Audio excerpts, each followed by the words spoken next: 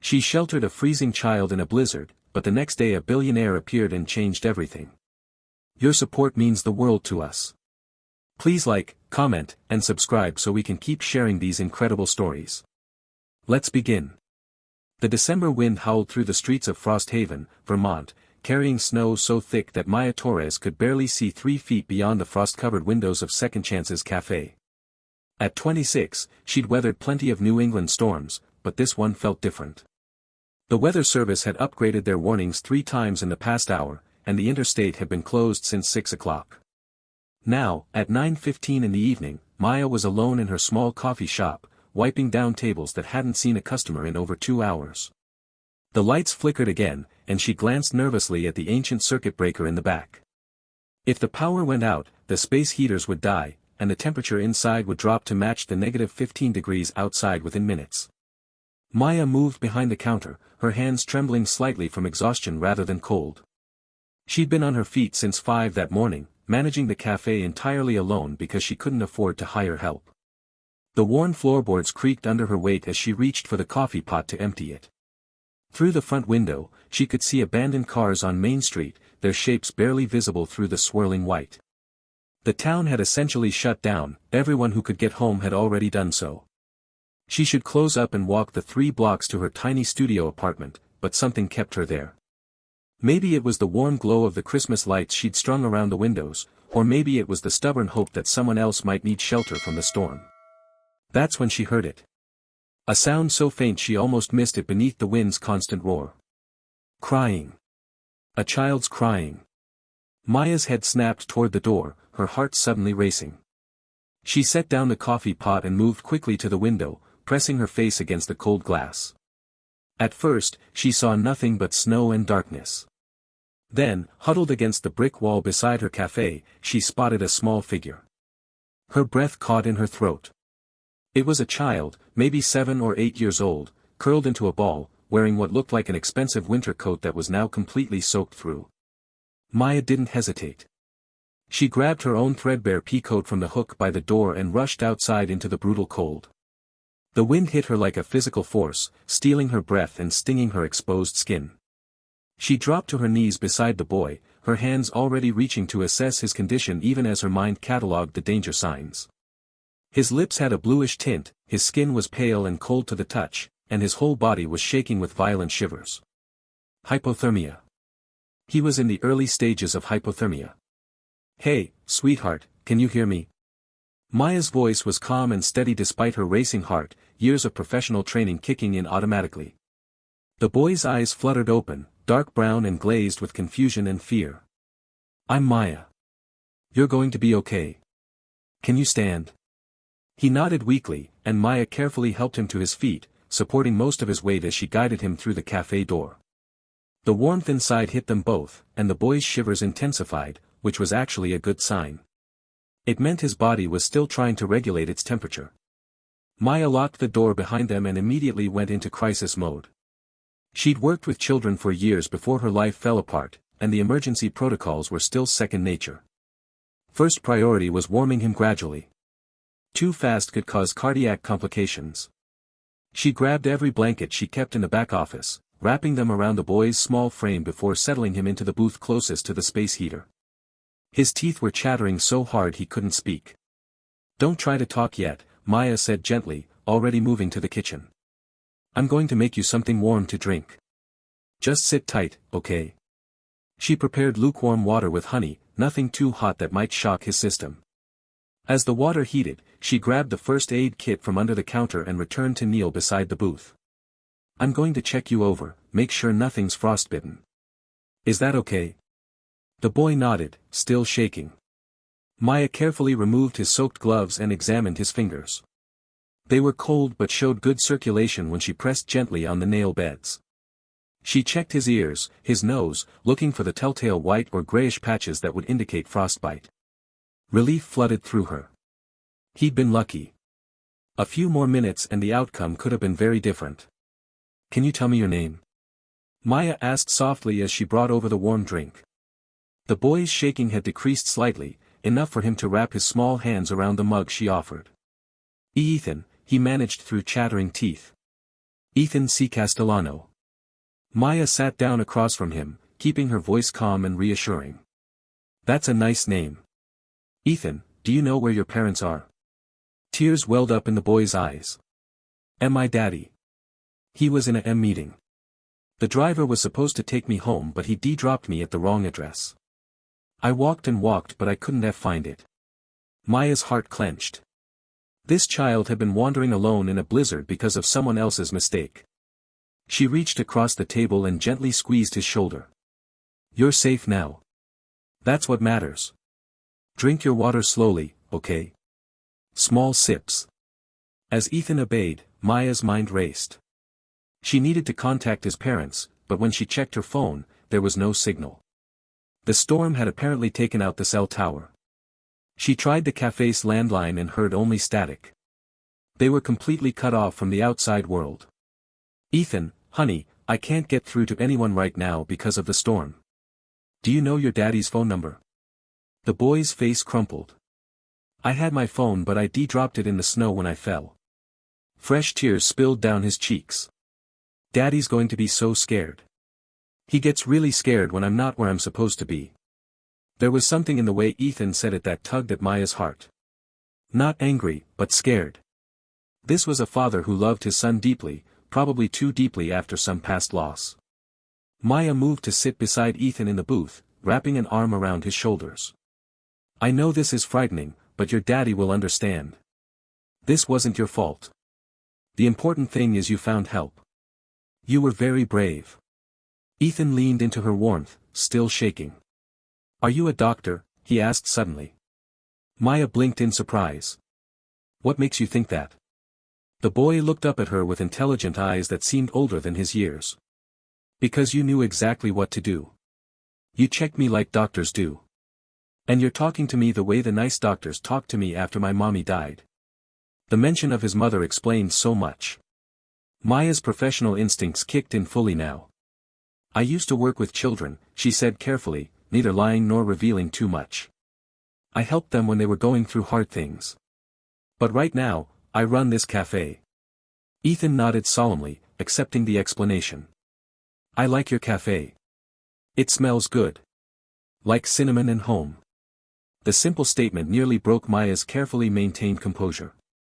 When was the last time someone had said her cafe smelled like home? Thank you, Ethan.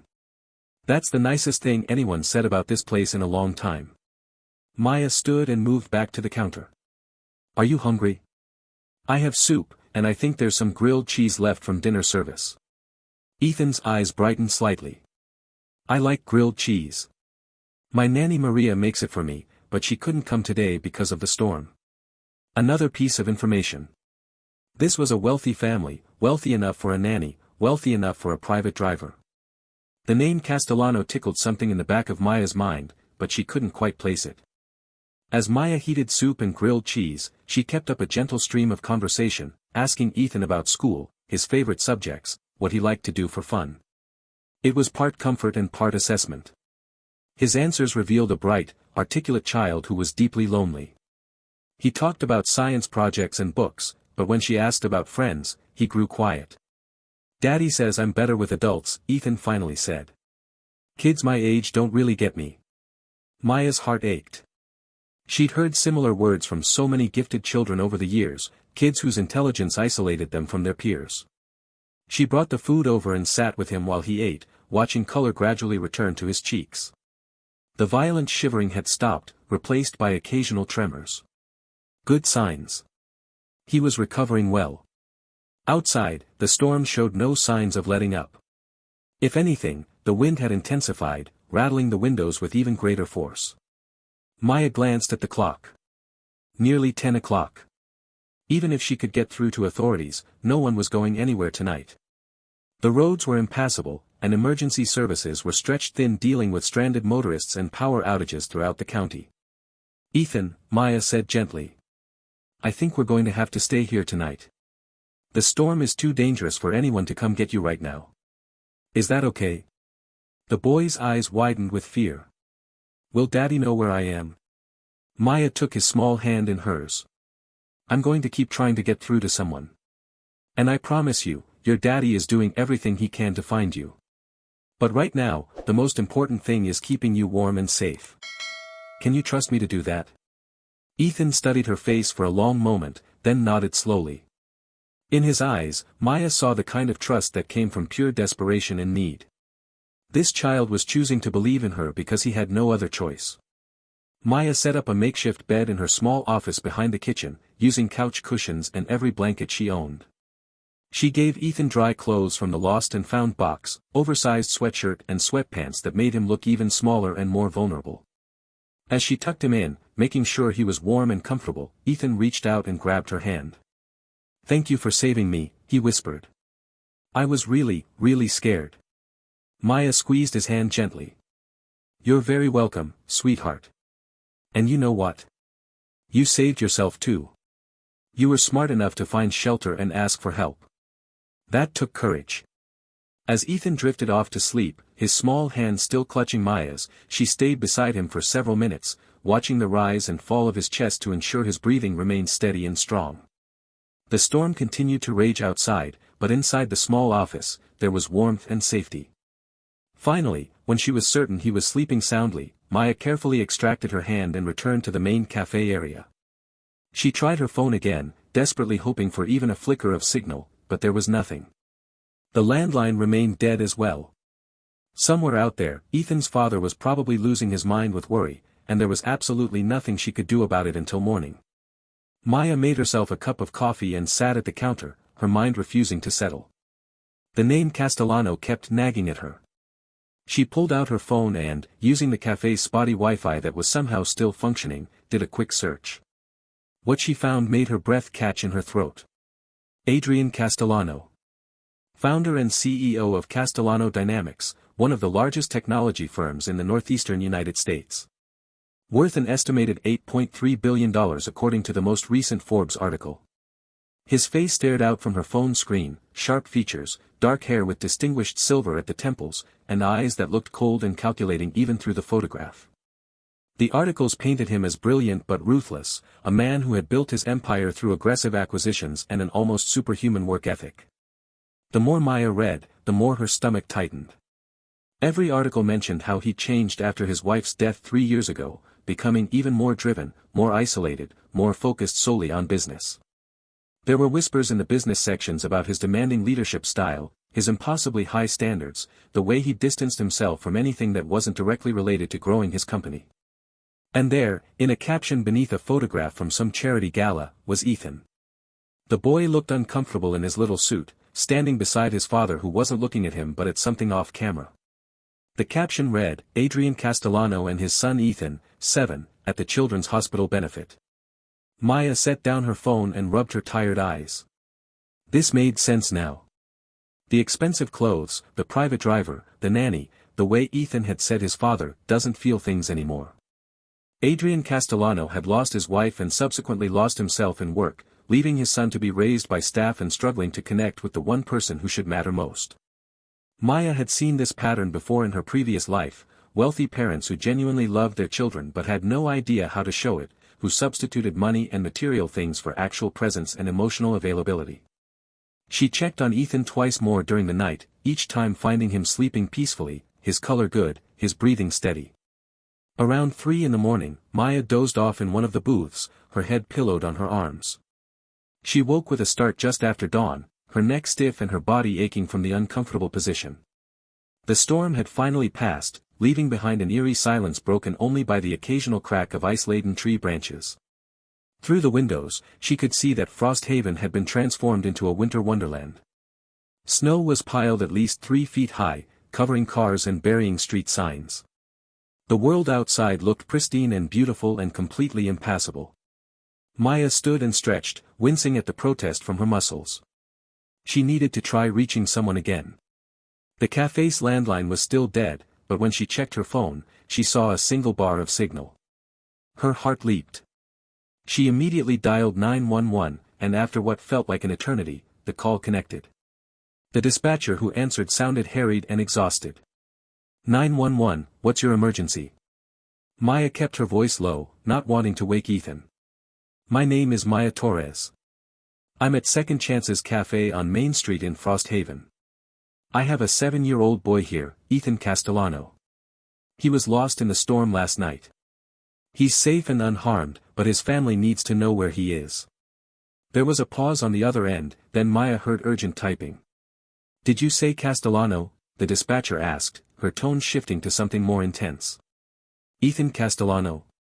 Maya confirmed, and the dispatcher's voice became urgent. Stay exactly where you are. Do not move.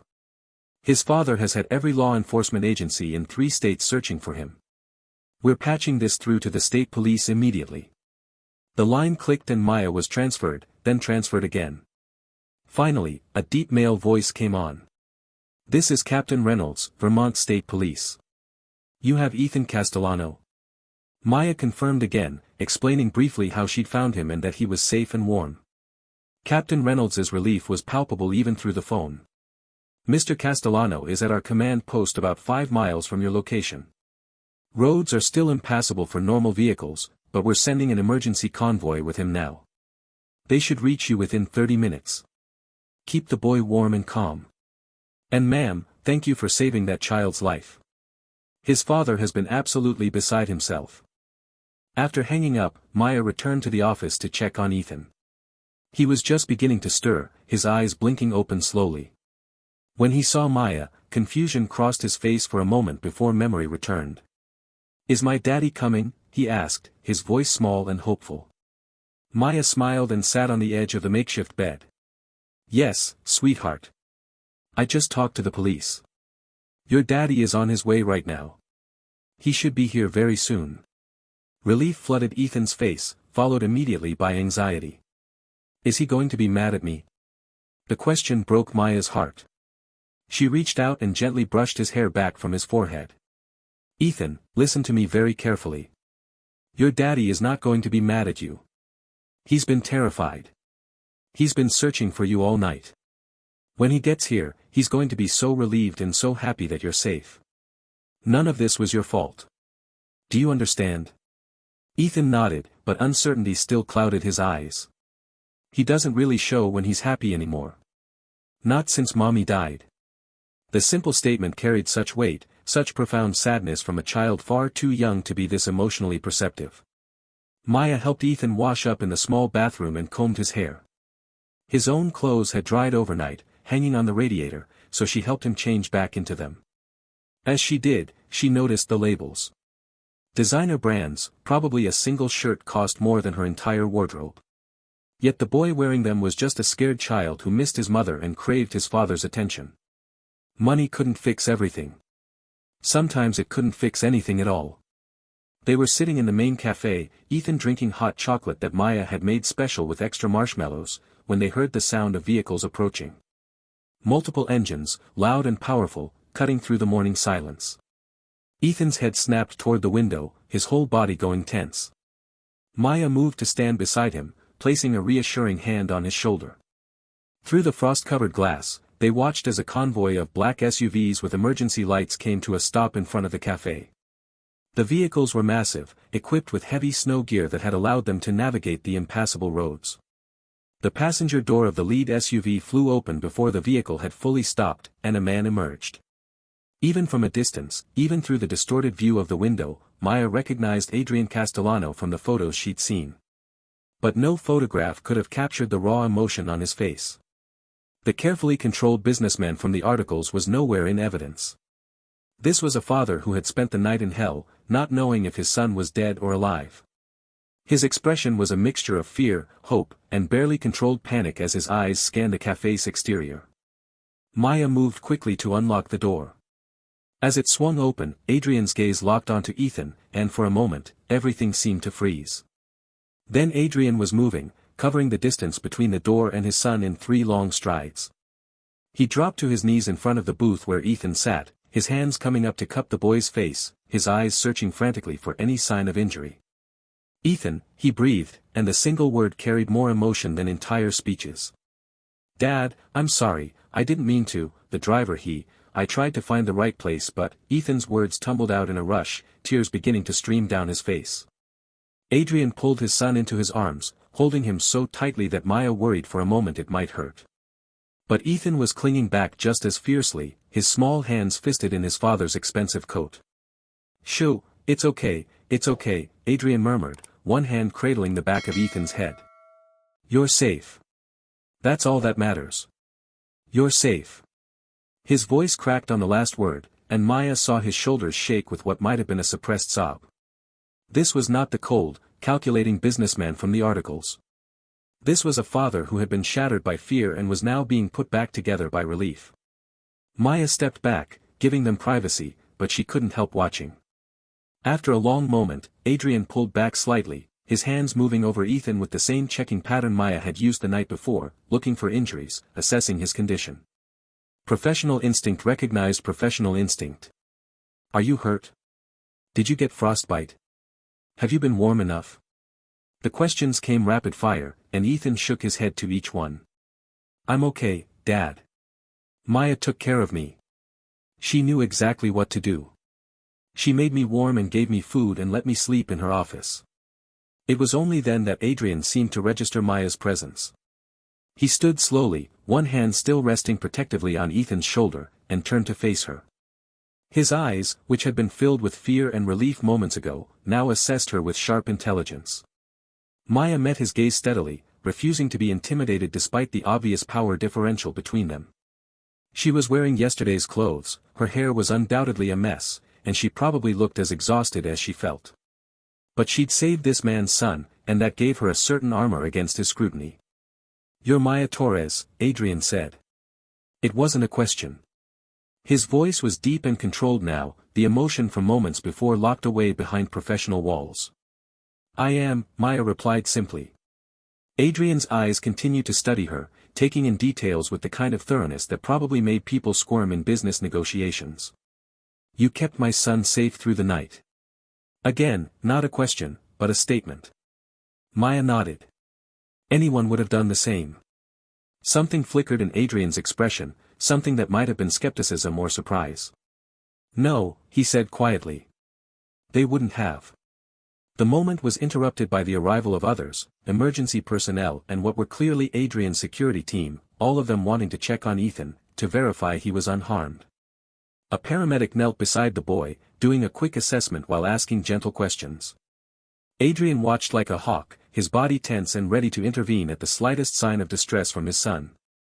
Maya noticed he kept one hand on Ethan's back the entire time, maintaining constant physical contact as if afraid the boy might disappear again if he let go. "He's in excellent condition," the paramedic announced after a thorough check. "No signs of frostbite, no hypothermia. Someone did everything exactly right." The paramedic looked at Maya with professional respect. "You have medical training?" Maya hesitated for just a fraction of a second before answering. "Some. A long time ago." It was enough of an answer to satisfy the paramedic, but Maya saw Adrian's eyes narrow slightly. He'd caught the hesitation, the careful phrasing, the deliberate vagueness. This was a man who noticed everything, who made billions by reading between lines and catching what others missed. The paramedic finished his assessment and stepped back, giving Adrian a reassuring nod. "I'd still recommend bringing him to the hospital for a full evaluation, just as a precaution, but honestly, he's in remarkably good shape considering what he went through." Adrian's jaw tightened, and he looked down at Ethan. "We're going to the hospital. No arguments."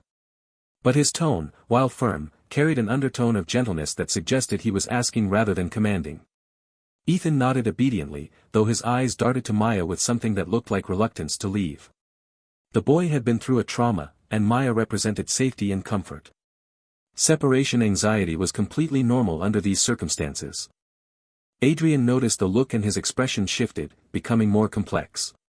He turned back to Maya, and she could see him making calculations, weighing options, coming to decisions with the kind of rapid processing that probably served him well in boardrooms. "I need to take your statement," he said. "For my private investigation. The driver who dropped Ethan at the wrong location will be held accountable, but I need to understand exactly what happened." His tone had shifted into something more businesslike, perhaps his way of regaining control over a situation that had been terrifyingly out of his control for hours. Maya glanced around the cafe at the various personnel still milling about. "Of course. Whatever you need." Adrian followed her gaze and made a quick gesture. His security team immediately began ushering people out, creating privacy with efficient professionalism that spoke to years of practice. Within moments, the cafe was empty except for Maya, Adrian, Ethan, and one security guard who positioned himself near the door at a respectful distance. Adrian guided Ethan to a booth and sat beside him, then gestured for Maya to sit across from them. She slid into the worn vinyl seat, very aware of how shabby her cafe must look to someone accustomed to luxury. "Walk me through everything," Adrian said, pulling out his phone and opening what looked like a recording app. "From the moment you first became aware of Ethan's presence." Maya took a breath and began recounting the previous evening in detail. She explained hearing the crying over the wind, finding Ethan huddled against the wall, her assessment of his condition, the steps she'd taken to warm him safely and gradually. As she spoke, she was careful to use proper medical terminology for his symptoms, describing how she'd checked for frostbite, monitored for hypothermia complications, ensured gradual rewarming to avoid cardiac stress. Adrian's eyes never left her face as she spoke, and Maya could feel the intensity of his focus. When she mentioned checking Ethan's extremities for frostbite and assessing capillary refill, Adrian interrupted. "You said you had some medical training. That's more than some. That's specific knowledge of cold weather injury protocols." Maya felt her guard go up automatically. "I worked with children for several years. Part of that included basic emergency response training." It wasn't a lie, but it was far from the complete truth. Adrian studied her for a long moment, and Maya had the uncomfortable sensation of being X-rayed, of having her secrets laid bare by those sharp, analytical eyes. "What kind of work with children?" he pressed. Maya kept her voice steady and professional. "Clinical work. Behavioral therapy, developmental psychology. I worked in hospital and research settings." Adrian's eyebrows rose slightly.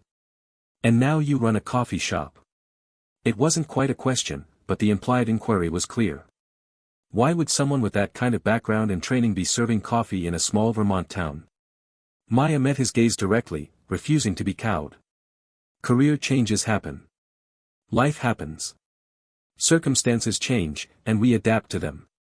Before Adrian could press further, Ethan spoke up, his voice quiet but clear. "Maya was really nice to me, Dad. She didn't just help because she had to. She talked to me like I mattered. She asked me about school and my science project and she really listened to my answers." The boy's words hung in the air between them, and Maya saw something flash across Adrian's face. Pain, perhaps, or recognition of an implicit criticism. His son was telling him that a stranger had given him something he wasn't getting at home, genuine attention and interest. Adrian's hand moved to rest on Ethan's shoulder, and when he spoke, his voice was softer. "I'm glad Maya was there for you, son." He looked back at Maya, and some of the professional interrogation had left his expression. "You went above and beyond what anyone could reasonably expect. You kept my son safe, warm, and calm during what must have been a terrifying experience for him. I need to know how to properly thank you for that." Maya shook her head. "You don't need to thank me. I'm just glad I was here and that Ethan found me. Anyone would have done the same thing." "No," Adrian said flatly, echoing his earlier statement. "They wouldn't have. Most people would have called authorities and waited. You provided medical assessment, emotional support, appropriate nutrition, shelter. You used professional-level judgment that likely prevented serious complications." He paused, his eyes narrowing slightly. "You also checked his nail beds for capillary refill, monitored his breathing pattern, and used graduated rewarming protocols. That's not basic first aid training. That's clinical experience." Maya felt trapped. This man was too observant, too intelligent, and he'd clearly been paying very close attention to every detail of her description. She could deflect again, but something told her Adrian Castellano would simply keep digging until he had the answers he wanted. "I have a PhD in developmental psychology from Columbia University," Maya said finally, her voice quiet but steady. "I specialized in pediatric trauma and behavioral therapy. I worked at Boston Children's Hospital and Johns Hopkins before that. I conducted research, published papers, consulted on complex cases involving traumatized children." The silence that followed her admission was heavy with unspoken questions. Adrian's expression had gone completely still, his analytical mind clearly processing this information and finding it inconsistent with her current circumstances. "You have a PhD from Columbia," he said slowly, "and you're running a coffee shop in rural Vermont." It wasn't judgment in his tone, exactly, but profound confusion.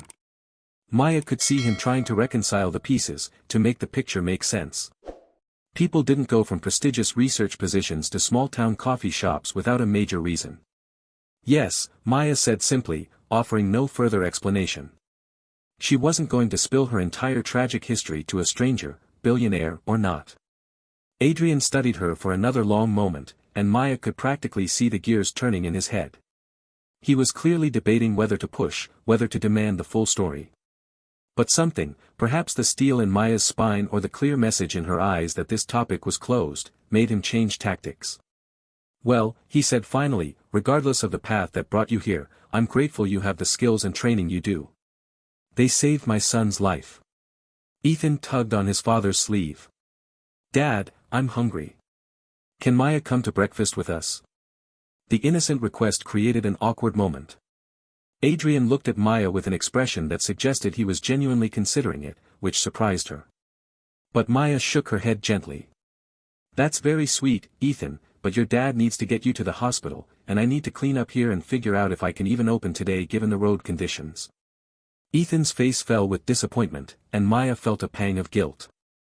The boy had been through trauma and was clearly attached to her as his source of safety. Adrian saw his son's expression and made another one of those rapid decisions. "What if we came back after the hospital, once I know for certain that Ethan is completely fine? We could bring lunch, return the favor of the meal you provided."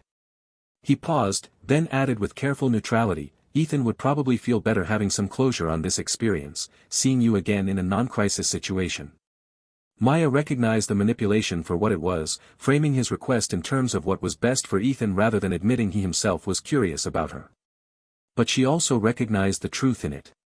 For Ethan's emotional well-being, some follow-up contact would be beneficial. "All right," Maya agreed. "This afternoon, if the roads are clear enough. But I'm not accepting any payment or extravagant gestures. You come, we have a normal lunch, and Ethan gets to see that I'm fine and that everything worked out okay." Adrian's lips quirked in what might have been the beginning of a smile. "You don't negotiate like someone who runs a coffee shop." Maya smiled back, a small, wry expression. "I negotiate exactly like someone who runs a coffee shop. I'm used to dealing with difficult customers who think they can get their way through force of personality or the size of their wallet." The implication that she was including him in that category wasn't lost on Adrian, and this time he definitely smiled, a real one that transformed his face completely.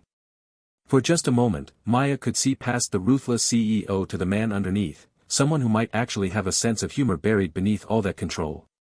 "Touché," he said softly. He stood, helping Ethan slide out of the booth. "We'll be back around 1 o'clock, if that works for you." Maya nodded, standing as well. Ethan surprised her by rushing around the table and throwing his arms around her waist in a tight hug. "Thank you for saving me," he said, his voice muffled against her sweater. Maya hugged him back, one hand smoothing over his hair.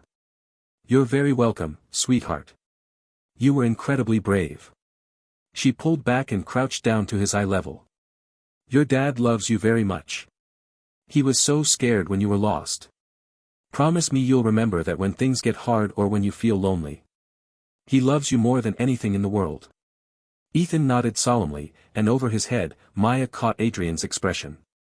The carefully maintained control had cracked slightly, and she saw a raw emotion there, gratitude and pain in something that might have been shame.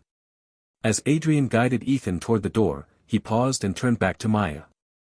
"I'm going to run a background check on you," he said bluntly. "Everyone who interacts with my son gets vetted.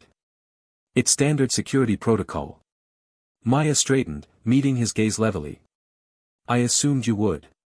You're a careful man, and you have every reason to be protective." Adrian tilted his head slightly, studying her. "You're not concerned about what I might find?" Maya's smile was sad and knowing. "Oh, I'm very concerned. But I also understand that you need to do it. So go ahead. Run your check. I'm not going to stop you." Something in her tone, in the resignation mixed with defiance, clearly intrigued Adrian even more. Most people either object or try to present their credentials preemptively. Maya shrugged. I'm not most people, Mr. Castellano. Just like your son pointed out last night, I don't do things because of who someone is or how much power they have. I do them because they're right. She held his gaze steadily. Run your background check. Then come back this afternoon and we'll have lunch. Whatever you find or don't find, Ethan deserves some closure on this experience. Adrian nodded slowly, respect flickering in his eyes. 1 o'clock, he confirmed. Then he did something unexpected. He extended his hand to Maya in a formal handshake. When she took it, his grip was firm and warm, and he held the contact for a moment longer than strictly necessary. Thank you, Dr. Torres, he said quietly, using her proper title deliberately. You gave me back what matters most in my life. I won't forget that. Then he was gone, guiding Ethan out into the bright, snow-covered morning, his security team forming a protective bubble around them as they returned to the waiting vehicles. Maya stood in the doorway, watching the convoy pull away, and tried to ignore the feeling of impending doom settling in her stomach. Adrian Castellano was going to dig into her past, and he would find the accusations, the scandal, the resignation, the destroyed reputation. He would find Dr. James Whitmore's ethics complaint and the settlement she'd signed. He would find all the reasons why a promising researcher with a PhD from Columbia had ended up running a failing coffee shop in rural Vermont. And then he would make judgments, draw conclusions, decide whether she was someone safe to be around his son. The thought made her chest tight with anxiety. She'd built a quiet life here, away from the scrutiny and judgment, away from the whispers and the accusations. Now, because of one act of basic human decency, that carefully constructed privacy was about to be shattered. Maya closed the cafe door and leaned against it, closing her eyes. She should never have revealed her credentials. She should have stuck to vague answers and let him think she was just a coffee shop owner with basic first aid training. But something about Adrian Castellano had pulled the truth from her, his intensity and intelligence making evasion feel dishonest. Now she would pay the price for that honesty. By this afternoon, Adrian would know everything, or at least he would know the version of events that had been made public 3 years ago. He would know about the scandal, and he would have to decide whether to believe she was the predatory therapist James Whitmore had painted her as, or whether there might be another side to the story. Maya pushed away from the door and began cleaning up the cafe, trying to focus on concrete tasks rather than her spiraling anxiety. She had a few hours before Adrian and Ethan returned. A few hours to prepare herself for whatever judgment was coming. Adrian Castellano sat in the back of his SUV as the convoy made its way carefully through the snow-covered streets toward the hospital, but his mind wasn't on the road conditions or even on his son sitting beside him. His thoughts were entirely consumed by Maya Torres. She was an enigma, a puzzle that didn't fit together properly, and Adrian had built his fortune on his ability to solve complex problems and identify patterns others missed. A PhD from Columbia working in a rural coffee shop was more than unusual. It was a red flag that screamed there was a story, probably a painful one, that she wasn't telling. Ethan had fallen asleep against his shoulder, the adrenaline and stress of the past 24 hours finally catching up with him. Adrian held his son carefully, one arm wrapped protectively around him, and felt the familiar guilt gnawing at his chest. How had things gotten to the point where his 7-year-old son felt more comfortable confiding in a stranger than in his own father? When had Adrian become so consumed by work, by building and maintaining his empire, that he'd forgotten the one person who should matter most? His wife Sarah would have been devastated to see how he'd retreated from Ethan after her death, how he'd hidden behind business deals and acquisition meetings rather than face his grief or his son's. The hospital visit was thorough and took nearly 3 hours. Despite the paramedics' assessment that Ethan was fine, Adrian insisted on a complete workup including blood work, chest x-rays to check for any respiratory complications from cold exposure, and consultations with both a pediatrician and a cold injury specialist. The doctors all confirmed what the paramedic had said: Ethan was in perfect health, showing no signs of frostbite, hypothermia complications, or any other cold-related injuries. The specialist actually commented on how impressed he was with the quality of care Ethan had received in those critical first hours. Whoever took care of him knew exactly what they were doing, the doctor said. Proper graduated rewarming, appropriate monitoring, good judgment calls all around. Your son was very lucky. While Ethan was being examined, Adrian stepped into the hospital corridor and made a call to his head of security, Marcus Webb. I need a complete background check on someone. Maya Torres, owns Second Chances Cafe in Frost Haven, Vermont. Age approximately mid-20s. I need everything: employment history, education, criminal record if any, financial situation, social media presence, everything you can find. And Marcus, I need it in the next 2 hours. There was a brief pause on the other end. That's a tight timeline, sir. Adrian's voice was firm. I know. Make it happen. This is priority one. By the time they left the hospital, Adrian's phone was already buzzing with preliminary information. He settled Ethan in the SUV with instructions to the driver to stop at the best restaurant in the area, someplace that could prepare a proper meal to go. Then he opened the secure file Marcus had sent.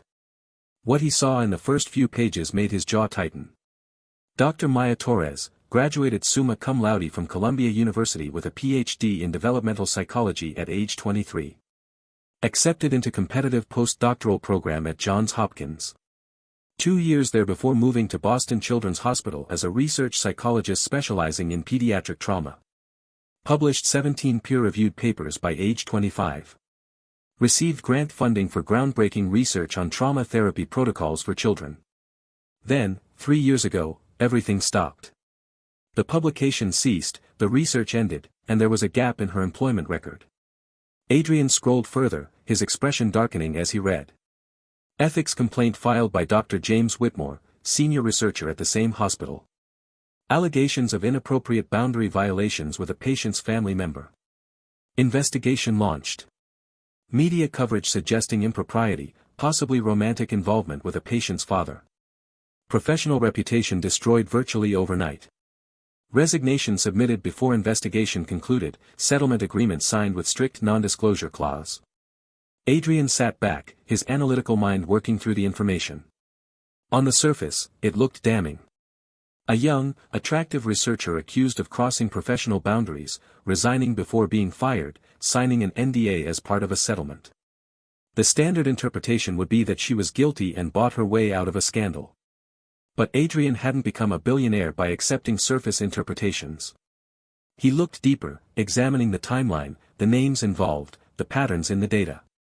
Dr. James Whitmore had been Maya's supervisor and collaborator.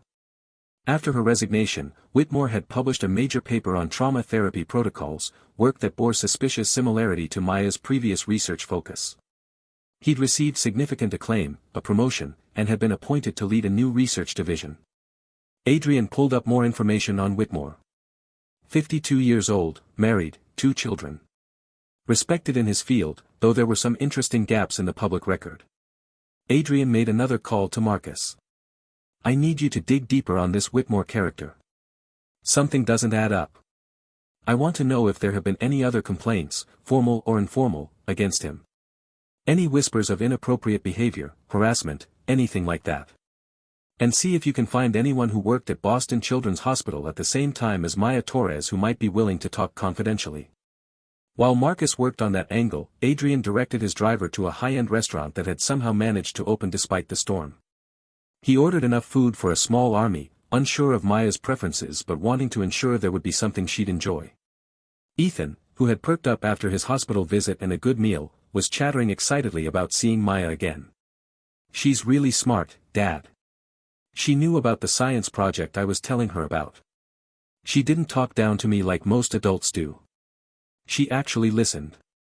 The observation stung, but Adrian forced himself to really hear it. His son was telling him something important, revealing a need that wasn't being met. I'm sorry if I haven't been listening the way I should, Ethan. I'm going to do better. Ethan looked at him with those wise, sad eyes that seemed far too old for his face. You always say that, Dad. But then you have another important meeting or another business trip, and nothing really changes. The words were delivered without accusation, just simple, matter-of-fact observation, which somehow made them hurt even more. Adrian pulled his son close. You're right. I've been saying it without following through. But meeting Maya, seeing how she treated you, how she made you feel valued and heard, it reminded me of what's actually important. I'm going to make real changes, Ethan. I promise. The boy studied his father's face for a long moment, then nodded slowly. Okay, Dad. I believe you. It was a gift of trust that Adrian knew he didn't fully deserve but vowed to earn. By the time they arrived back at Second Chance's cafe, it was just past 1 o'clock. The roads had been partially cleared by emergency crews, though travel was still difficult. Adrian noticed immediately that Maya had been busy during their absence. The cafe's walkway had been shoveled, the windows cleaned of frost, and through the glass he could see warm lights and what looked like a small fire in a corner fireplace he hadn't noticed that morning. The place looked welcoming in the way that expensive restaurants spent fortunes trying to replicate but rarely achieved, that genuine sense of warmth and home. Maya was behind the counter when they entered, and Adrian noticed details he'd been too frantic to register that morning. She'd changed clothes and pulled her dark hair back in a neat ponytail. She wore simple jeans and a soft blue sweater that brought out the warmth in her brown eyes. Without the exhaustion and stress of the crisis situation, she was actually quite beautiful, though it was an understated beauty that came more from the intelligence in her eyes and the gentle strength of her bearing than from conventional features. When she saw Ethan, her face lit up with a genuine smile that transformed her entire appearance. "There's my brave explorer," Maya said, coming around the counter to greet them. "How are you feeling?" Ethan rushed to her, and Maya knelt down to his level, her hands gently checking him over with what Adrian now recognized as professional instinct. "The doctor said I'm perfect," Ethan announced proudly. "No frostbite, no hypothermia," he sounded out the word carefully, "and my lungs are good." Maya smiled and ruffled his hair affectionately. "That's wonderful news. I'm so glad you're okay." Adrian watched this interaction with a complex mixture of emotions. There was gratitude for how genuinely she cared for his son, curiosity about who she really was beneath the careful walls she'd constructed, and something else, something that felt dangerously like attraction. He pushed that last feeling aside firmly. This wasn't about him. This was about ensuring his son was safe and understanding the woman who had saved Ethan's life. "We brought lunch," Adrian said, holding up several bags from the restaurant. "I wasn't sure what you liked, so I may have overordered." Maya stood and smiled at him, and Adrian noticed the wariness in her eyes, the tension in her shoulders. She was waiting for the other shoe to drop, waiting for him to confront her with whatever his background check had revealed. "That was very thoughtful," she said carefully. "Why don't we set up at that large table by the fireplace? It's the warmest spot in the cafe." As they unpacked the food, Adrian studied Maya's body language. She was professional and friendly with Ethan, but with Adrian himself, there was a subtle guardedness, a protective distance she was maintaining. They settled around the table, and for a while, the conversation was light and easy. Ethan dominated the discussion, talking about the hospital, about school, about a science project he was working on involving crystal formation. Maya engaged with him naturally, asking intelligent questions and offering suggestions that showed her scientific literacy. Adrian mostly listened, watching the two of them interact and feeling that same pang of regret. This was what Ethan needed, someone who treated him like a complete person, not just a child to be managed or protected. Finally, as they were finishing the meal, Maya sent Ethan to explore the small bookshelf in the corner where she kept children's books for the occasional family that came in. Once the boy was out of earshot, she turned to Adrian with an expression that was equal parts resignation and defiance. "So," she said quietly. "I assume you ran your background check. What do you want to know?" Adrian set down his coffee and met her gaze directly. "I want to know why a researcher with your credentials and talent ended up running a coffee shop. I want to know why you resigned before the investigation into the ethics complaint was concluded. And I want to know if you actually did what you were accused of." Maya's expression didn't change, though Adrian saw her hands tighten slightly around her own coffee mug. "That's a lot of questions." Adrian leaned back, keeping his posture open and non-threatening. "I'm not here to judge you, Maya. But my son has clearly formed an attachment to you, and I need to understand who you are and what happened in your past before I can make informed decisions about what kind of contact, if any, is appropriate moving forward." The clinical, businesslike tone seemed to help Maya relax slightly. This was a negotiation, a discussion of terms and boundaries, something concrete rather than emotional. 3 years ago, I was working under Dr. James Whitmore at Boston Children's Hospital.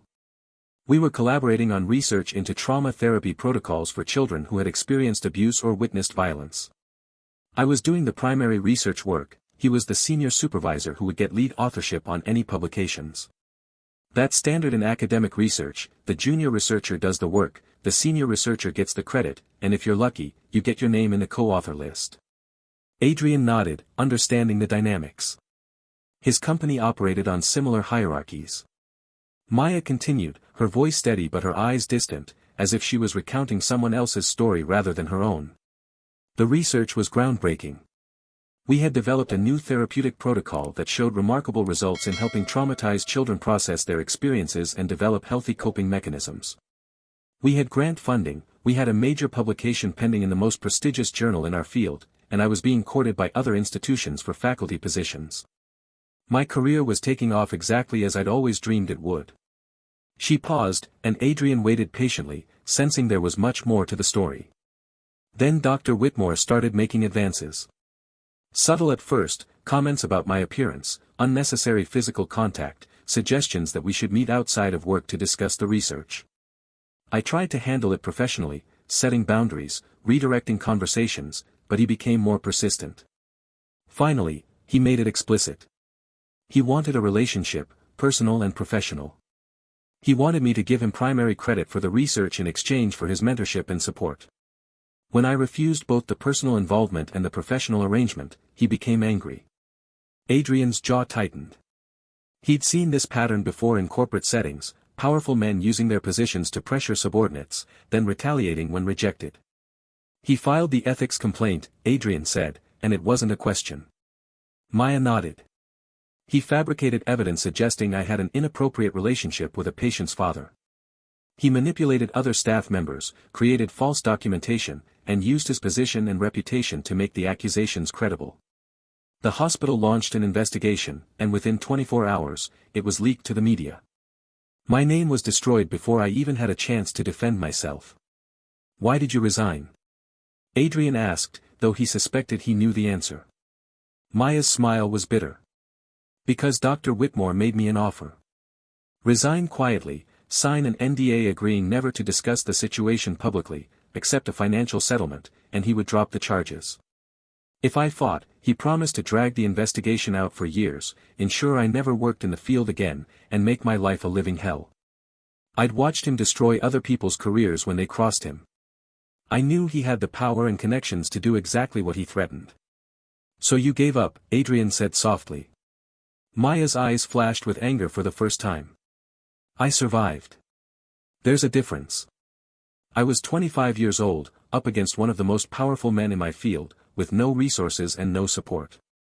Fighting would have meant years of legal battles, mounting debt, and permanent blacklisting from the profession I loved. At least by resigning, I could rebuild some kind of life, even if it wasn't the life I'd planned. She looked at him directly, her chin lifted in defiance. So yes, I run a coffee shop now. It's honest work, I'm good at it, and it pays my bills. Maybe it's not prestigious or glamorous, but it's mine, and no one can take it away from me. Adrian sat back in his chair, processing everything Maya had told him. His mind was already working through the implications, analyzing the patterns, seeing the whole picture with the clarity that had made him billions. James Whitmore published your research under his name 6 months after you resigned, he said quietly. The trauma therapy protocols you developed became his signature work. He received a major promotion, was appointed to head a new research division, and has been collecting accolades and grant funding based on work that was fundamentally yours. Maya's eyes widened slightly. She hadn't expected him to dig that deep, to make those connections. I signed an NDA. I can't prove any of that without violating the settlement agreement. Adrian leaned forward, his elbows on the table, his expression intense. What if you didn't have to prove it alone? What if you had resources, legal support, and someone willing to dig into Whitmore's history to find the truth? Maya shook her head, fear flickering across her face. Mr. Castellano, I appreciate what you're suggesting, but it's been 3 years. It's over. Reopening this would destroy what little peace I've managed to build. It's not over while he has your career, your reputation, and your life's work, Adrian countered. And it's not over while he's still in a position of power where he can do to other young researchers exactly what he did to you. He pulled out his phone and scrolled to a document his security team had sent. My people did some preliminary digging this morning. In the past 5 years, 4 junior female researchers have left positions working under Dr. Whitmore. All of them resigned suddenly with no clear explanation. All of them left the field entirely despite promising careers. That's a pattern, Maya. You weren't the first, and you probably weren't the last. Maya's face had gone pale. 4 others. Her voice was barely a whisper. Adrian nodded grimly. At least 4 that we could identify quickly. There might be more if we dig deeper. These women's careers were destroyed, just like yours. Some of them probably signed NDAs too. Some of them probably felt they had no choice but to stay silent and rebuild elsewhere. He paused, letting that information sink in. I know something about men like Whitmore. I've seen them in the corporate world, using their power to exploit and manipulate, destroying anyone who threatens them or refuses to play their games. They get away with it because their victims are isolated, powerless, and convinced no one will believe them. Maya's hands were trembling now, and she clasped them together tightly in her lap. Even if what you're saying is true, even if there are other women, that doesn't change the reality of my situation. I have no proof. The hospital's investigation file is sealed. Whitmore has connections throughout the medical and academic establishment. Going after him would be career suicide, except I don't even have a career anymore to commit suicide with. Her voice was rising slightly, stress and old pain bleeding through her careful control. You don't understand what it's like to have everything you worked for, everything you built, stripped away because you said no to the wrong person. You're right, Adrian said quietly. I don't understand what that's like. But I understand what it's like to feel powerless, to watch something precious slip away and be unable to stop it. His eyes darkened with old pain. When my wife was dying, when Sarah was being consumed by cancer, I had all the money in the world, all the power and connections anyone could want, and none of it mattered. I couldn't save her. I couldn't fix it. I had to watch her fade away, knowing that for all my success and resources, I was completely helpless in the only situation that truly mattered. The raw honesty in his voice made Maya's throat tighten with unexpected emotion. She could see the grief still etched in the lines around his eyes, hear the weight of loss in every word. I'm sorry, she said softly. Ethan told me his mother passed away. That must have been devastating for both of you. Adrian nodded, his jaw working as he struggled with the emotion that talking about Sarah always brought. It broke something in me. I threw myself into work because that was something I could control, something where my actions produced results. But in the process, I abandoned my son when he needed me most. I let grief and fear turn me into someone I don't recognize, someone my wife would be ashamed of. He looked up and met Maya's eyes directly. Yesterday, when Ethan was missing, when I thought I might lose him too, I realized how completely I'd failed. I'd been so busy building walls and maintaining control that I'd forgotten how to be a father, how to be present for the one person who matters most. His voice dropped to almost a whisper. And then you saved him. You gave me a second chance I didn't deserve. You showed my son kindness and competence and genuine care, all the things he should have been getting from me but wasn't. Maya felt tears pricking at her eyes. The vulnerability in this powerful man's voice, the raw self-awareness and regret, touched something deep in her soul. You're not a bad father, Mr. Castellano. You're a grieving father who lost his way for a while. But Ethan knows you love him. That came through in everything he said about you last night. Adrian smiled sadly. He also said I don't feel things anymore. That I'm always too busy. That I don't really listen to him. And he's right. I've been physically present but emotionally absent, and that's almost worse than not being there at all. The conversation had drifted far from the original topic of Maya's past, but somehow that felt right. They were both damaged people, both carrying wounds that hadn't properly healed, both trying to rebuild lives that had been shattered by circumstances beyond their control. Maya took a deep breath, feeling something shift inside her. Why do you really want to help me go after Whitmore? Is it guilt over Ethan? Some kind of white knight complex? Or is there something else? Adrian considered the question seriously, his analytical mind examining his own motivations. All of the above, probably, he admitted. Yes, there's gratitude for what you did for Ethan. Yes, there's guilt over how I've been failing as a father. But there's also recognition. I see in you something I understand, someone who survived something that should have destroyed them, someone who rebuilt from nothing with dignity and strength. And I see injustice that needs to be corrected. Men like Whitmore operate in shadows, using power and fear to silence their victims. They count on isolation and shame to keep their crimes hidden. He leaned forward, his voice becoming more intense. 2 years ago, something similar happened in my company. A senior executive was sexually harassing junior staff members. Multiple women had complained through proper channels, but somehow the complaints never made it to anyone who would actually do something about it. The executive had friends in HR, had been with the company for 20 years, had relationships with board members. When one woman finally went public, she was isolated and attacked. Other executives closed ranks to protect one of their own. I was traveling, focused on an acquisition in Asia, and by the time I heard about it, the woman had been forced out with a settlement agreement and an NDA. Maya could see genuine pain and shame on his face as he continued. When I finally learned the full story, when I investigated and found out there had been at least 6 victims over a 10-year period, I was sickened. These violations had happened in my company, under my leadership, and I'd been too distant and too trusting to see it. I fired the executive, implemented new protocols, hired an independent firm to audit our HR practices. But it was too late for those women.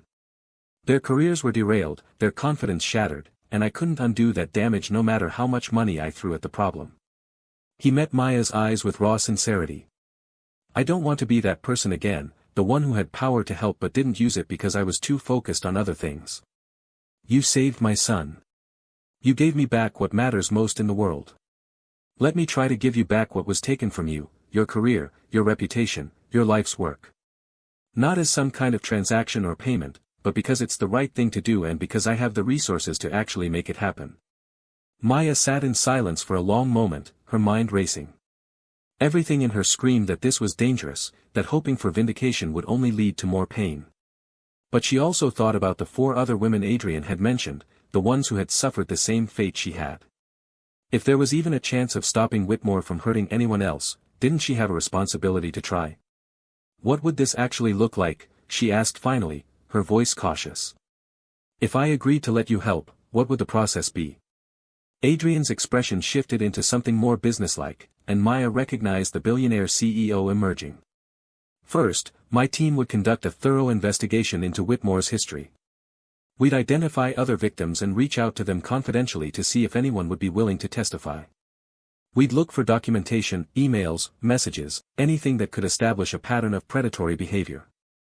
We'd examine the research timeline to demonstrate that the work he published was fundamentally yours. We'd hire the best lawyers in the country to review your NDA and build a case for why it should be considered void if it was obtained through fraud and duress.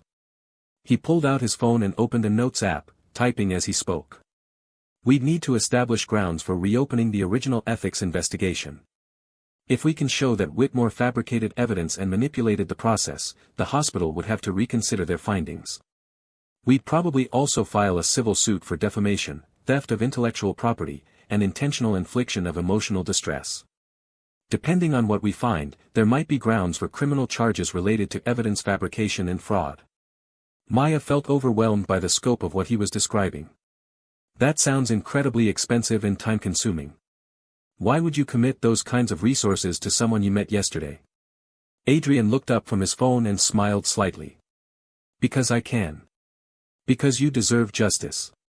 And because I've learned the hard way that money and power are only valuable if you use them for something that actually matters. He paused, then added more softly, and because my son thinks you're wonderful, and my son has better judgment about people than I do. If Ethan trusts you, that's a strong endorsement. As if summoned by hearing his name, Ethan appeared at the table, holding a large picture book. Maya, do you have time to read this with me? It's about space and planets and stuff. Maya glanced at Adrian, who nodded his permission. Of course, sweetheart. Come sit next to me. As Ethan climbed into the booth beside Maya and opened the book, Adrian watched them together. His son was completely relaxed, leaning against Maya's side as she pointed to illustrations and explained concepts in language that was neither condescending nor overly complex. This was what Ethan needed, what Adrian himself needed to learn how to provide: genuine engagement, presence, interest. After about 15 minutes of reading, Maya's phone buzzed. She glanced at it and frowned. I'm sorry, I need to take this. It's my landlord. She excused herself and walked to the far side of the cafe for privacy. Adrian couldn't hear the conversation, but he could see Maya's shoulders tense, see her free hand come up to rub her temple in a gesture of stress. When she returned to the table, her face was carefully neutral, but Adrian could see the worry in her eyes. "Everything okay?" he asked. Maya forced a smile. "Just some building issues. Nothing urgent." But Adrian had built his fortune partly on his ability to read people, to see what they weren't saying. "Maya, what's wrong?" She sighed, recognizing that he wasn't going to let it drop. "The building that houses the cafe was damaged in the storm. The roof has structural problems that need immediate repair, and my landlord is saying he might have to close the building until it's fixed, which could take weeks or months. Without the cafe income, I can't make rent on my apartment. It's just bad timing, that's all." Adrian's mind was already working through solutions. What if you didn't have to worry about the building repairs or the rent? Maya's eyes narrowed slightly. "Mr. Castellano, I appreciate your desire to help, but I'm not accepting charity. I've been taking care of myself for 3 years, and I'll figure this out too." Adrian held up his hands in a gesture of peace. "Not charity. A job offer. I need someone to work with Ethan, someone who understands child psychology and trauma, someone who can help him process his grief over his mother and help me learn how to be a better father. You have exactly the qualifications I need." Maya shook her head. "I told you, I don't do that work anymore." Adrian leaned forward. "Why not? Because Whitmore destroyed your reputation? Because you're afraid of being accused again? Or because you've convinced yourself that you don't deserve to use your gifts and training?" The questions hit close to home, and Maya felt her defenses rising. "You don't know anything about my reasons." Adrian's voice was gentle but firm. "Then tell me. Explain to me why someone with your education, your talent, and your obvious passion for helping children is serving coffee instead of actually using her PhD." Maya felt anger rising, defensive and hot. "Because I failed, okay? Because I couldn't protect myself, couldn't see the danger until it was too late, couldn't fight back effectively when it mattered. Because every time I think about working with children again, I remember the accusations, the way people looked at me like I was a predator, the way former colleagues crossed the street to avoid talking to me. Because I'm terrified that if I put myself out there again, if I dare to claim my credentials and expertise, someone else will use it against me or I'll be faced with more accusations that I can't defend against." The confession left her feeling raw and exposed, but it was the truth. Adrian reached across the table and, after a moment's hesitation, placed his hand over hers. The contact was warm and solid and surprisingly comforting. "Fear is understandable. Caution is wise. But hiding for the rest of your life, denying yourself and the world the work you're meant to do, that's letting Whitmore win permanently. He didn't just take your career 3 years ago. He's still taking it now, every day that you let his actions determine your choices." Maya looked down at their joined hands, feeling the warmth of his touch seeping into her cold fingers. "What if I can't do it? What if I've been away too long, lost my skills, or worse, what if I try and fail?" Adrian squeezed her hand gently. "Then you fail. And you try again. That's what courage is, not the absence of fear, but moving forward despite it."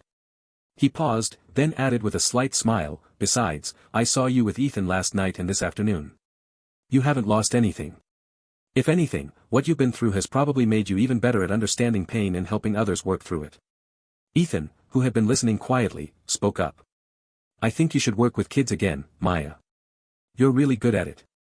You make me feel like my thoughts matter, like I'm not weird for being different from other kids." The simple, honest statement from the child broke through Maya's defenses in a way that Adrian's logical arguments couldn't. She looked at Ethan's earnest face and felt something inside her shift, some long-frozen part of her soul beginning to thaw. "Let me think about it," Maya said finally. "The job offer, I mean. I need time to process everything, to figure out if I'm really ready to step back into that world." Adrian nodded, understanding. "Fair enough. But while you're thinking, let me start the investigation into Whitmore. Even if you decide not to take the job, even if you choose to stay exactly where you are, at least we can work toward getting you the vindication and justice you deserve. No strings attached. Consider it my thank you for saving Ethan." Maya wanted to protest, wanted to maintain her independence and refuse help from anyone.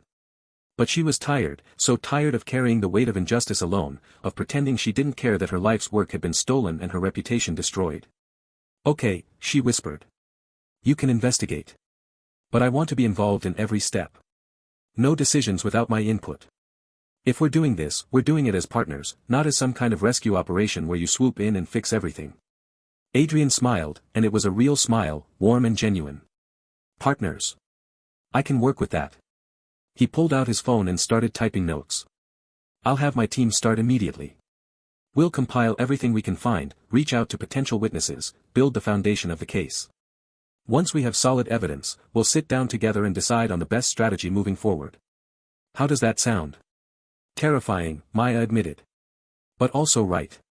For the first time in 3 years, it feels like maybe there's a path forward that doesn't involve just hiding and surviving.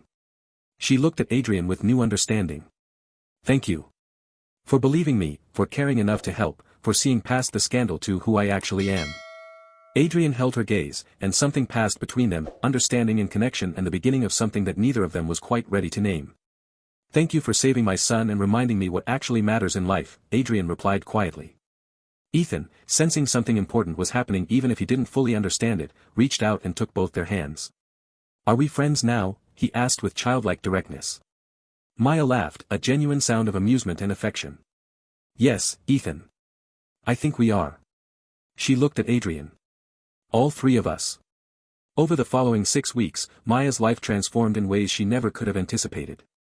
Adrian's investigation team worked with surgical precision, digging into every aspect of James Whitmore's professional history while Maya continued running her cafe during the day and consulting with lawyers in the evenings. The building repairs were handled quietly and efficiently, with Adrian's company purchasing the entire property and ensuring the work was completed in record time. Maya had initially protested, but Adrian had simply pointed out that it was a sound investment and that he needed her cafe operational if she was going to keep meeting with Ethan twice a week for their therapy sessions. Those sessions with Ethan had become the highlight of Maya's week. The boy was incredibly bright but carried deep wounds from his mother's death and his father's subsequent emotional absence. Maya worked carefully with him, using play therapy and cognitive behavioral techniques to help him process his grief and understand that his father's withdrawal wasn't his fault. She could see progress with each session. Ethan was opening up more, smiling more frequently, and beginning to trust that the adults in his life wouldn't abandon him. Adrian attended many of these sessions, learning how to communicate with his son, how to be present emotionally rather than just physically. Watching the relationship between father and son heal was deeply satisfying for Maya, reminding her why she'd fallen in love with this profession in the first place. But the investigation into Whitmore was what consumed most of Maya's mental energy. Adrian's team was thorough and relentless. They'd identified 6 women total who had worked under Whitmore and left their positions abruptly over the past 8 years. 3 of them had signed NDAs similar to Maya's. 2 others had simply disappeared from the field without explanation. One had filed an informal complaint that had been buried by the hospital's human resources department. Marcus Webb, Adrian's head of security, had conducted confidential interviews with each woman, and their stories were devastatingly similar to Maya's. Whitmore had a pattern: identify talented junior researchers, make inappropriate advances, and when rejected, systematically destroy their careers through fabricated ethics complaints or manufactured performance issues. The breakthrough came in week 4 when Marcus located Dr. Sarah Chen, a former research assistant who had worked closely with Whitmore 7 years earlier. Unlike the others, Sarah hadn't signed an NDA because she'd fled to California and taken a job in private practice before Whitmore could force her out. She'd kept detailed documentation of his harassment, including emails and text messages where Whitmore had made explicit quid pro quo offers, promising career advancement in exchange for personal favors. She'd been too terrified to come forward at the time, convinced no one would believe a junior researcher against a man of Whitmore's stature. But now, with other victims willing to testify and with Maya's case providing a framework, Sarah agreed to go public with her evidence. Adrian's lawyers worked with a team of ethics investigators and built a comprehensive case. They had testimony from multiple victims establishing a clear pattern of predatory behavior. They had documentary evidence showing that Whitmore had systematically stolen research from junior colleagues and published it under his own name. They had proof that he'd manipulated ethics investigations, using his relationships with hospital administrators to ensure complaints against him were buried or dismissed. Most damning of all, they had digital forensics showing that many of the documents Whitmore had submitted as evidence against Maya had been backdated and edited, clear proof of evidence fabrication. Maya sat in Adrian's home office on a cold February evening, reviewing the compiled evidence with Adrian and his lead attorney, Jennifer Hartfield. Jennifer was a sharp woman in her 50s who specialized in academic misconduct and discrimination cases. She'd been reviewing Maya's NDA and the circumstances under which it had been signed. This agreement is voidable, Jennifer said definitively, tapping the document with her pen. It was obtained under duress, and more importantly, it was part of a fraudulent scheme to cover up Whitmore's misconduct. Courts routinely void NDAs that were used to conceal ongoing criminal activity or civil fraud. Maya felt a flutter of hope mixed with terror. So I could actually speak publicly about what happened without violating the agreement? Jennifer nodded. Not only could you speak publicly, but we're going to file a lawsuit alleging fraud, defamation, theft of intellectual property, and intentional infliction of emotional distress. We'll also be filing a criminal complaint with the district attorney regarding Whitmore's evidence fabrication, which constitutes obstruction of justice and fraud. Additionally, we're submitting a comprehensive report to the Massachusetts Board of Medicine requesting that his medical license be reviewed. Adrian, who had been listening quietly, spoke up. We're also going directly to the hospital's board of directors. I've arranged a meeting for next week where we'll present all of our findings. The hospital needs to understand the liability they're facing for enabling Whitmore's behavior for years and burying complaints against him. They'll have a choice: take immediate action and cooperate with our investigation, or face a very public lawsuit that will destroy their reputation and cost them hundreds of millions in damages. Maya's hands trembled as she held the thick folder containing all the evidence. After 3 years of silence, of hiding, of accepting that justice was impossible, she was suddenly faced with the very real possibility of vindication. What if they don't believe us? What if Whitmore has enough influence to make this all go away?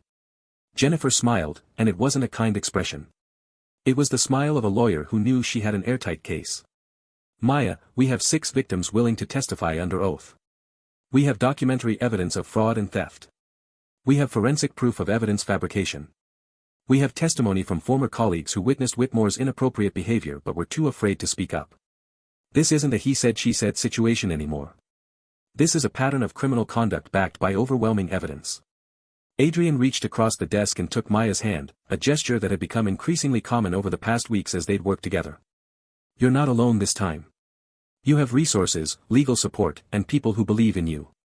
Whitmore's strategy only works when his victims are isolated and powerless. You're neither of those things anymore. Maya squeezed his hand, drawing strength from his certainty. Over the past 6 weeks, her relationship with Adrian had deepened into something she couldn't quite define. It wasn't quite friendship, though they'd certainly become friends. It wasn't quite romance, though there was definitely attraction simmering beneath the surface. It was partnership, built on mutual respect and shared purpose. The meeting with Boston Children's Hospital's board of directors took place on a frigid Tuesday morning in their executive conference room. Maya sat between Adrian and Jennifer, facing a panel of 12 board members including the hospital's CEO, legal counsel, and chief medical officer. Adrian had insisted on coming despite having no official role in the proceedings.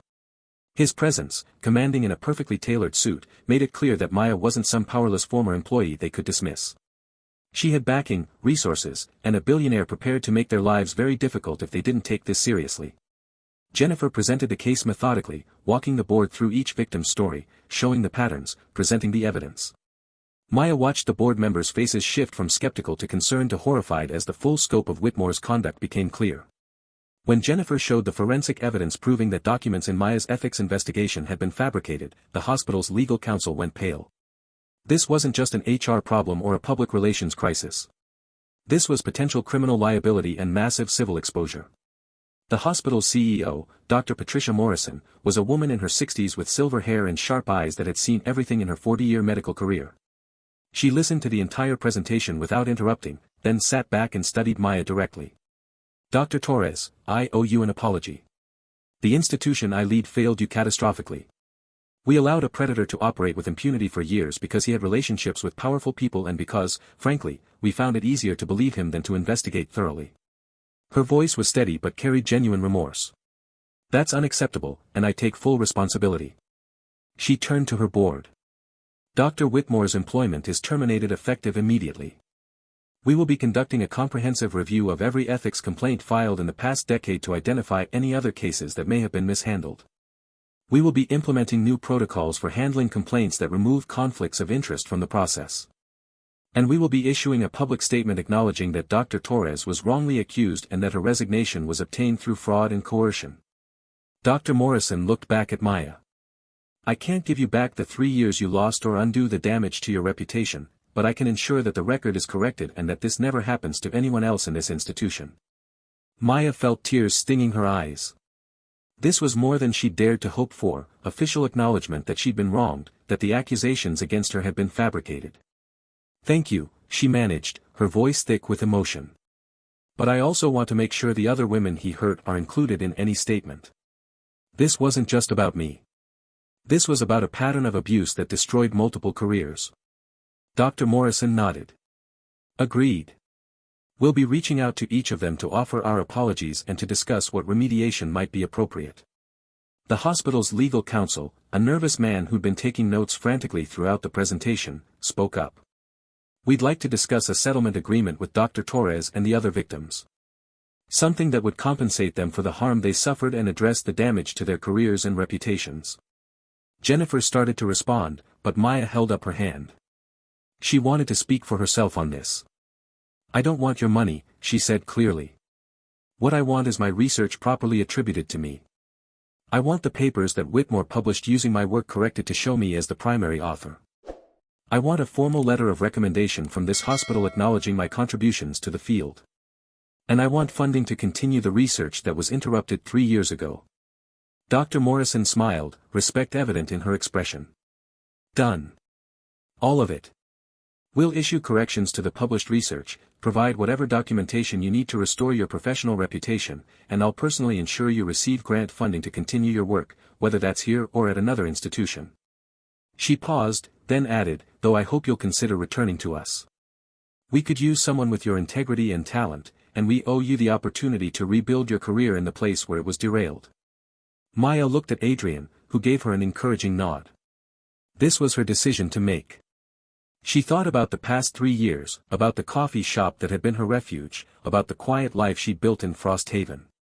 Then she thought about Ethan and the dozens of other children who needed someone with her training and skills. She thought about the research that had been left unfinished, the therapeutic protocols that could help traumatize children if she could just complete the work. I'll consider it, Maya said finally. But right now, I'm working as a consultant for Castellano Dynamics, providing therapeutic services for Mr. Castellano's son. That's my priority. Dr. Morrison glanced at Adrian with new understanding. Of course. The offer stands whenever you're ready. The meeting concluded with agreements to have formal settlement documents drafted and arrangements made for the public statement. As Maya, Adrian, and Jennifer left the hospital, Maya felt lighter than she had in years. It wasn't over yet. The criminal investigation into Whitmore would take months, and there would be media attention and probably more difficult conversations ahead. But the impossible had happened. She'd been vindicated. Her name had been cleared. The truth had finally emerged from beneath the lies. Outside the hospital, standing in the parking lot with snow beginning to fall around them, Adrian pulled Maya into a hug. It was the first time he'd embraced her, and Maya was surprised by how natural it felt, how right. You did it, he murmured against her hair. You stood up to them and won. Maya hugged him back, allowing herself to lean on his strength for just a moment. We did it. I never could have gotten here alone. When they pulled apart, Adrian's hands lingered on her shoulders, his gray eyes searching her face. What happens now? He asked, and Maya understood he wasn't just talking about the legal case. Now I figure out who I am when I'm not hiding anymore, Maya said softly. I figure out what kind of life I want to build now that I can actually choose instead of just surviving. Adrian smiled, and Maya's heart did something complicated in her chest. Over the past 6 weeks, she'd come to care for this man deeply. Not just because he'd helped her, but because beneath the ruthless CEO exterior was someone genuinely good, someone trying hard to be better, someone who'd shown her through actions not words that she deserved justice and respect. I hope that life has room in it for me and Ethan, Adrian said quietly. The next 3 months unfolded like a dream Maya had long ago stopped allowing herself to have. The criminal investigation into Dr. James Whitmore moved forward with stunning speed once the district attorney reviewed the evidence of evidence fabrication and fraud. Whitmore was indicted on multiple counts including obstruction of justice, fraud, and criminal conspiracy. His medical license was suspended pending review by the state board. The hospital's public statement, released to major media outlets, officially cleared Maya's name and acknowledged the institutional failures that had allowed Whitmore's misconduct to continue unchecked for years. The other victims came forward one by one, their stories creating a cascade of coverage that dominated medical and academic news for weeks. Maya watched Whitmore's fall with a mixture of satisfaction and sadness. There was justice in seeing him face consequences, in watching his reputation crumble the way hers had 3 years ago. But there was also profound sadness for all the wasted years, for all the young researchers whose careers had been derailed, for the children who could have been helped by research that had been stolen and suppressed. The day Whitmore accepted a plea bargain that included a prison sentence, the surrender of his medical license, and a public admission of guilt, Maya stood in her cafe and allowed herself to cry. Not tears of anger or bitterness, but tears of release. The weight she'd been carrying for 3 years finally lifted from her shoulders. Adrian was there, as he'd been there through everything. He'd cancelled board meetings to attend legal proceedings with her, rearranged his schedule to provide support during difficult depositions, and somehow managed to make her laugh even on the hardest days. Their relationship had shifted from professional partnership into something deeper and more personal. They had dinner together several times a week, sometimes with Ethan and sometimes just the two of them, conversations flowing easily from Ethan's progress in therapy to business challenges Adrian was facing to Maya's plans for resuming her research. There was an ease between them now, a comfort built on mutual respect and genuine affection. Ethan's transformation had been equally remarkable. The withdrawn, sad little boy who'd gotten lost in a blizzard had blossomed into a more confident, expressive child. He still had moments of sadness when missing his mother, but he'd learned healthy ways to process those feelings. More importantly, his relationship with his father had healed. Adrian had cut back his work hours dramatically, made it a policy never to miss Ethan's school events, and learned to be emotionally present rather than just physically available. Maya watched them together and felt proud of the work they'd all done, the family they were rebuilding from the ashes of tragedy. On a warm May evening, 6 months after the night of the blizzard, Adrian invited Maya to dinner at his home. It had become a weekly tradition, these family dinners where Maya, Adrian, and Ethan would cook together, eat, and then play board games or watch movies.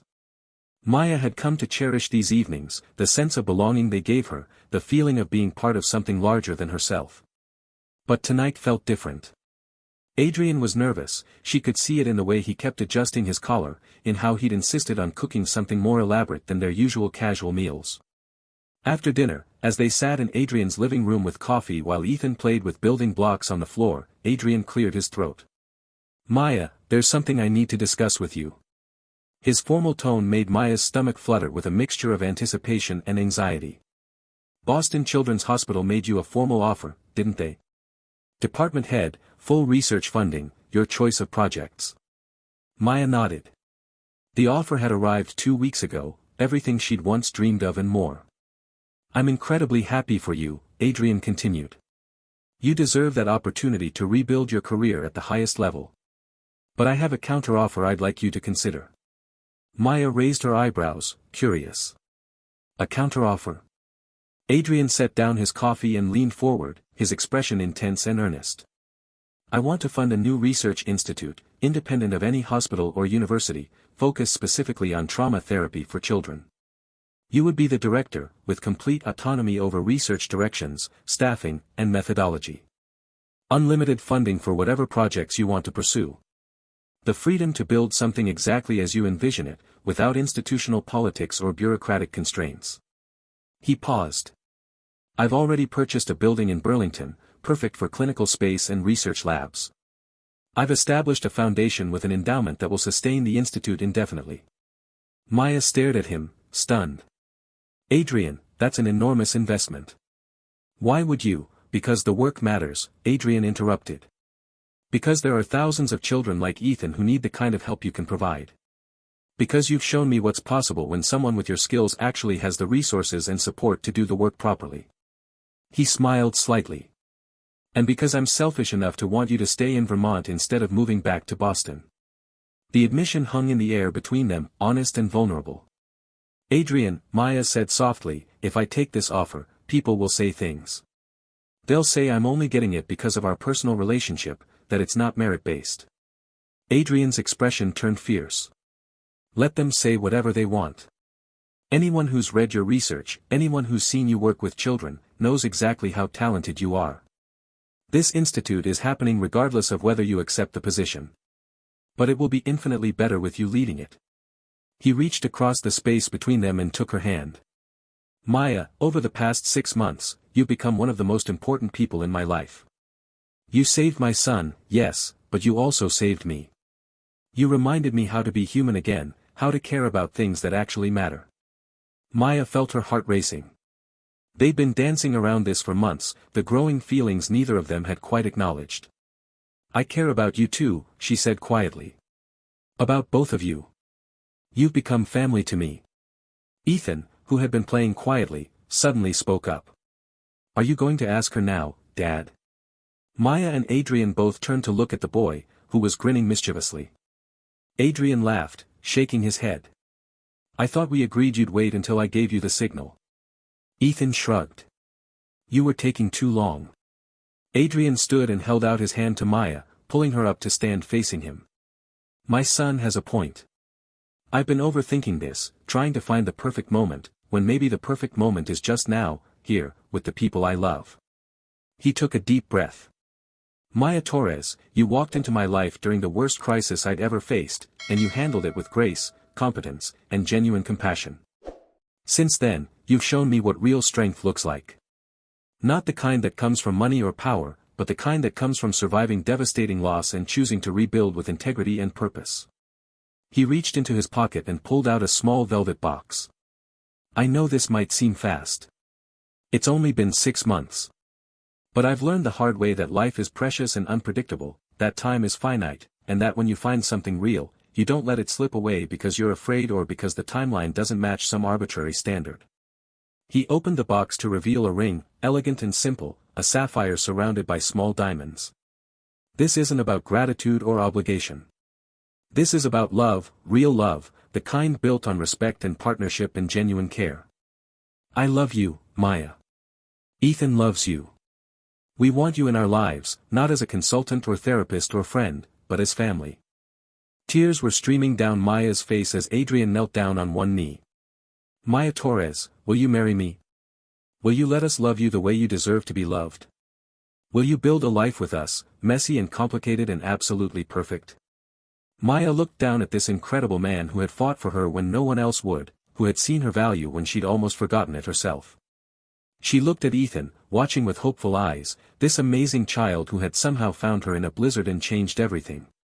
She thought about the life she'd been living 6 months ago, hiding and surviving, and compared it to the life being offered now, full of purpose and love and possibility. Yes, she said, her voice strong despite the tears. Yes to all of it. Adrian slid the ring onto her finger and stood, pulling her into a kiss that was tender and passionate and full of promise. When they broke apart, Ethan rushed over and wrapped his arms around both of them. Does this mean Maya's going to be my mom now? He asked, his voice muffled against their joined embrace. Maya knelt down to his level, cupping his face in her hands. If that's okay with you, sweetheart. I could never replace your mother, but I would be honored to love you and be part of your family. Ethan's smile was radiant. I think Mom would like you. She always said Dad needed someone who wasn't afraid to tell him when he was being dumb. Adrian laughed, pulling them both close. Your mother was a wise woman. As they stood together in the warm light of the living room, holding each other and planning the future, Maya marveled at how completely her life had transformed. 6 months ago, she'd been a woman hiding from her past, convinced that happiness and vindication were impossible dreams. Now she had justice, she had purpose, she had love, and she had family. The broken pieces of Dr. Maya Torres had not only been restored but transformed into something stronger, more resilient, more beautiful than what had existed before.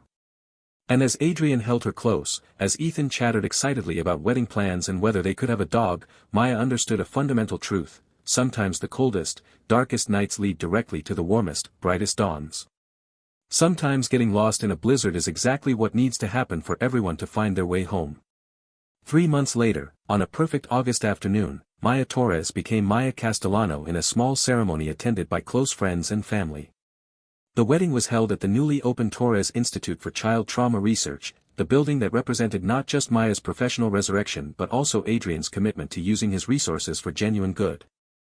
As they exchanged vows, promising to love and support each other through whatever challenges life might bring, Maya looked out at the faces watching them and saw the other women, the victims who had found their voices and their justice, sitting in the front rows. Their presence was a reminder that her story wasn't just about personal redemption but about collective healing and systemic change. When the ceremony ended and they were pronounced husband and wife, Ethan cheered loudly from his position as ring bearer, running forward to hug both his father and his new mother.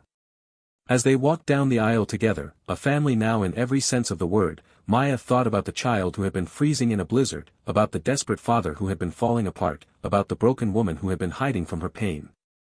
All of them had been lost, and somehow, miraculously, they had all been found. Sometimes the greatest gifts come wrapped in the most unlikely packages. Sometimes justice arrives when you've stopped believing it's possible. And sometimes love finds you in the middle of a storm, in the form of a freezing child and a desperate father, and changes absolutely everything.